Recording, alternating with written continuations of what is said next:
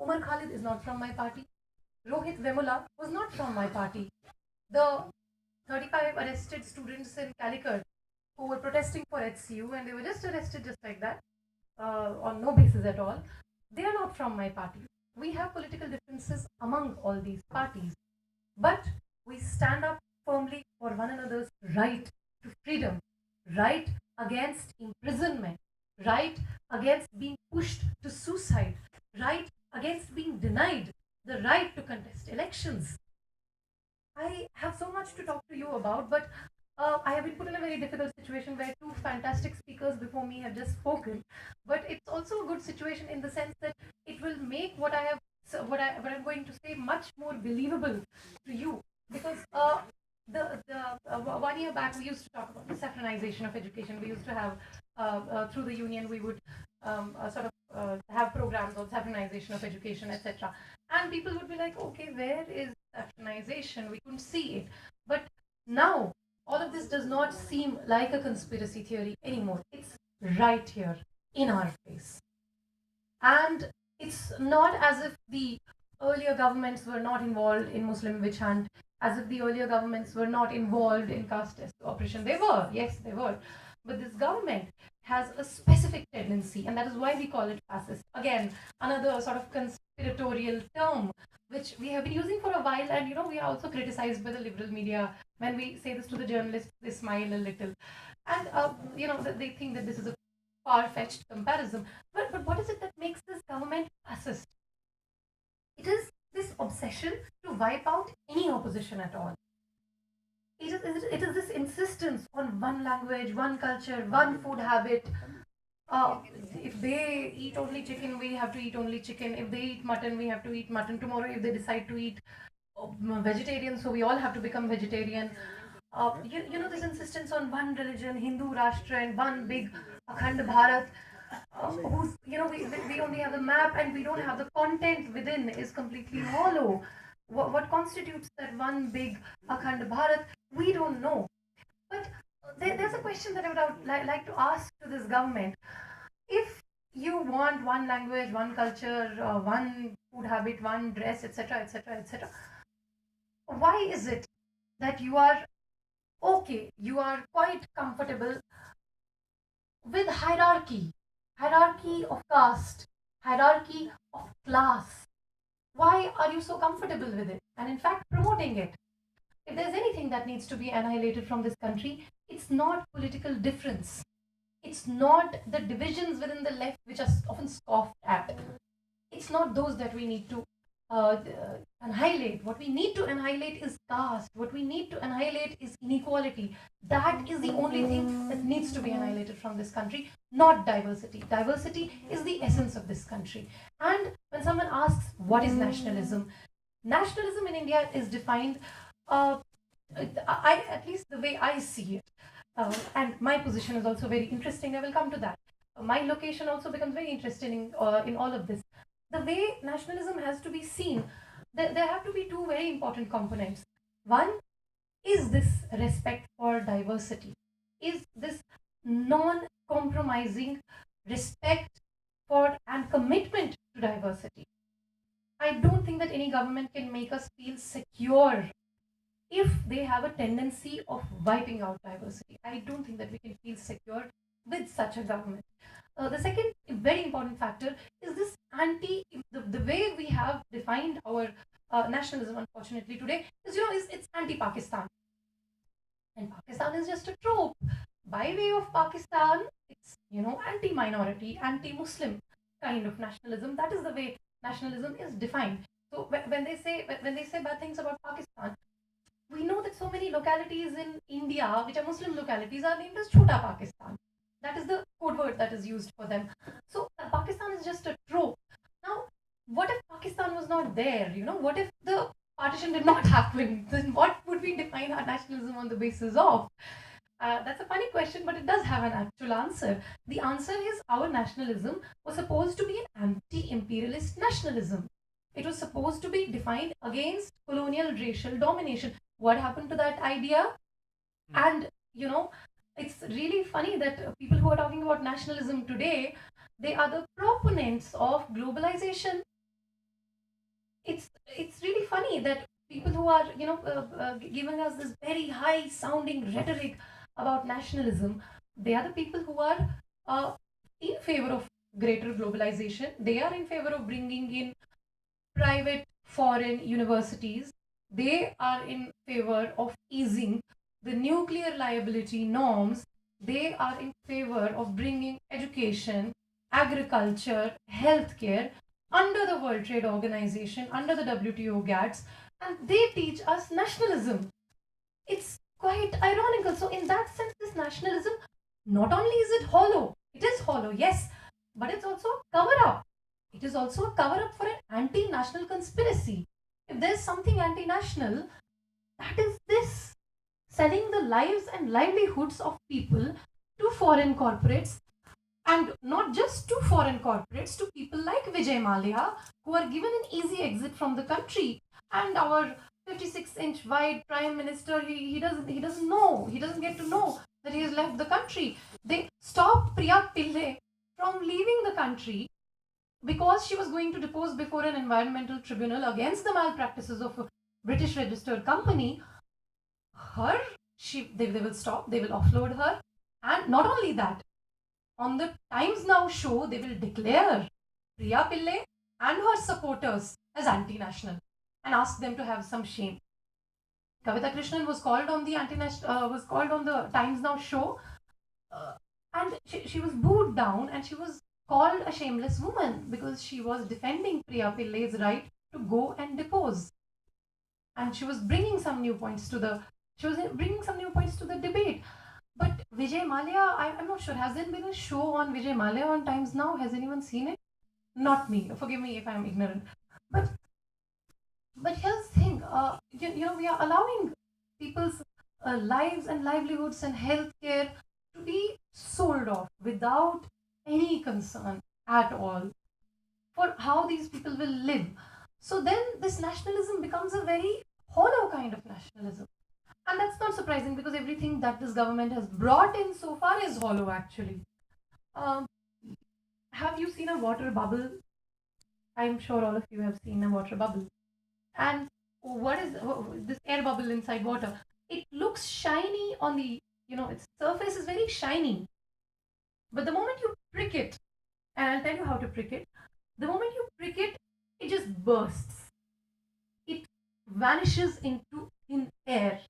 And we have to keep pricking these hollow air bubbles, water bubbles, whatever you call it, that this government is throwing at us. For example, the Swachh Bharat campaign. What is this Swachh Bharat campaign?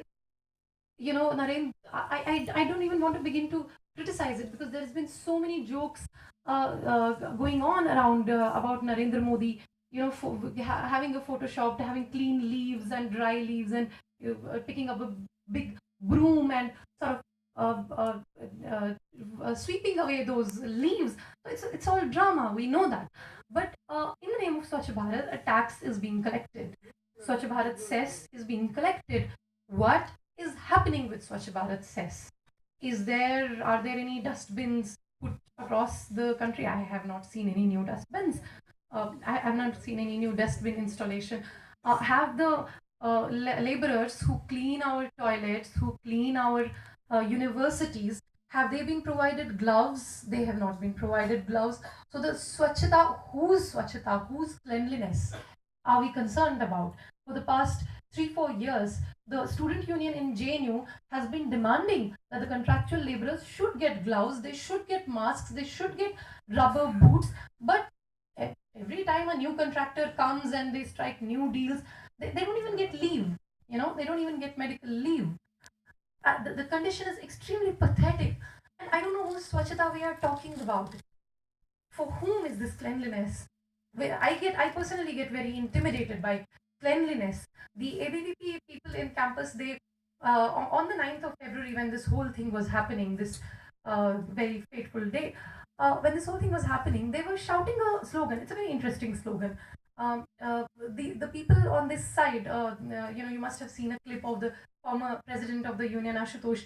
He's shouting on Z News, आधी रात को आज़ादी, सुनसान सड़क पे आज़ादी, पुरुष भी मांगे आज़ादी, महिलाएं मांगे आज़ादी, which translates to women are demanding freedom. Men are also demanding freedom from patriarchy.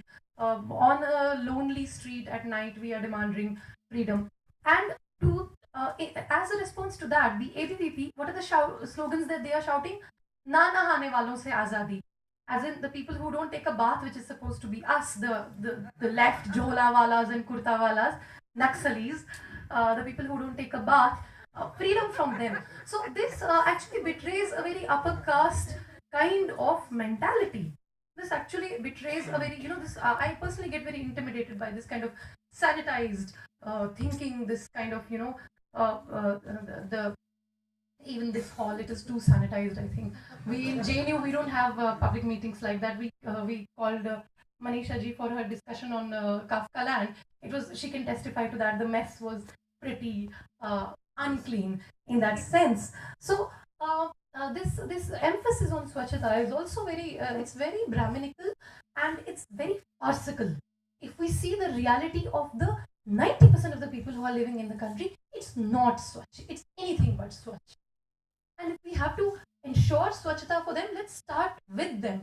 The Swachhata campaign is sort of kicked off from the Valmiki colony. The Valmikis do not need to be taught the value of cleanliness. It's because they clean our society. That is why we are able to put up this very beautiful face of shining India. So, shining India, a bubble also can shine.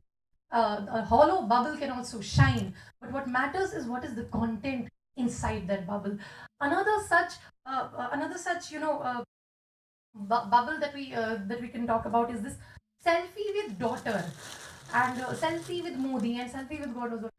This government, you ask any question, you ask any problem, you raise any problem. What is their response to it? Selfie.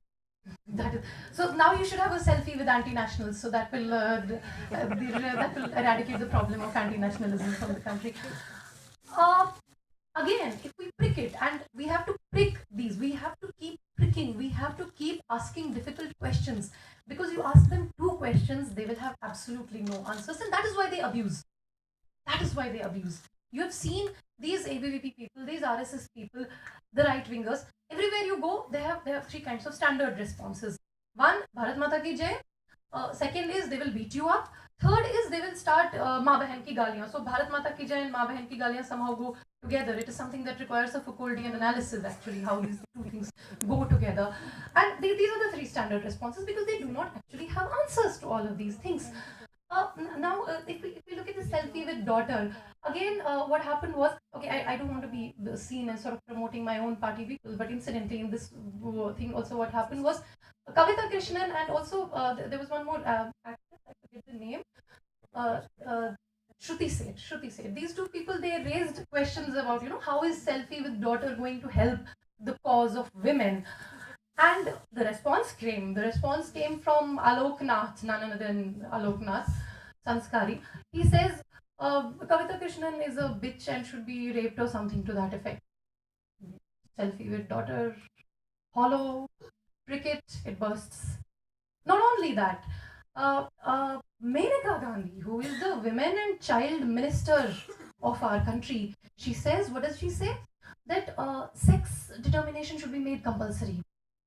And after that, for 9 months, women should be put on tracking to see if they sort of abort their child.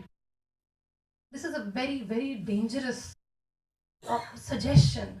And the fact that it comes from the women and child minister of the country is, it's scary. Every woman sitting here would know how scary this is.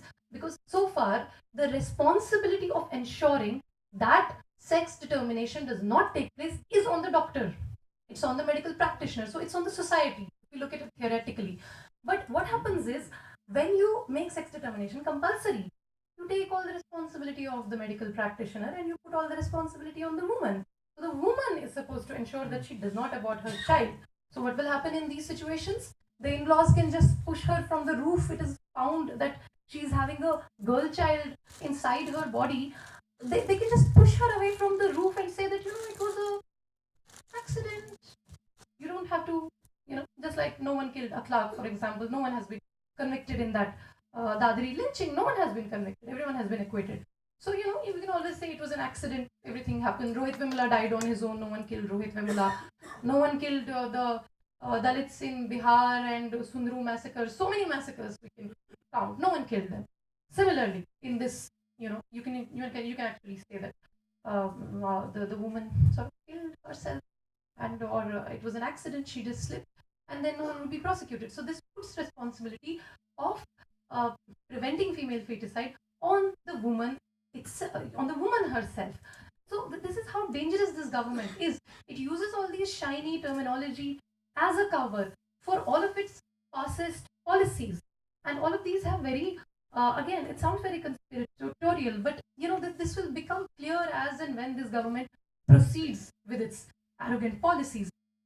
I don't want to get distracted too much, so I've made notes